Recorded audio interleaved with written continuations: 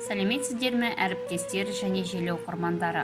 Ашаршылық құрбандарына 90 жыл толуына орай ұмытылмас қасірет атты видеоролигімізді назарларыңызға ұсынамыз. Қазақстан тарихының ең қайғылы беттерінің бірі жаппай саяси қуғын-сүргін және миллиондаған адамның қаза болуына әкеп соққан ашаршылық. Қуғын-сүргін жылдары ішінде Қазақстан аумағынан да құрылған лагерлерге 5 миллионнан астам адам жіберілді. Аштыққа ұшырағандарды, сондай-ақ туған жерінен кетуге мәжбүр болғандарды да еске аламыз. Сол жылдардағы орасан зор адам шығыны мен тағдыр тауқыметі әрбір азаматтың жүрегіне жара салды. Қуғын-сүргін арқылы 100 мыңға жуық қазақстандық өтті. 20 мыңы атылды.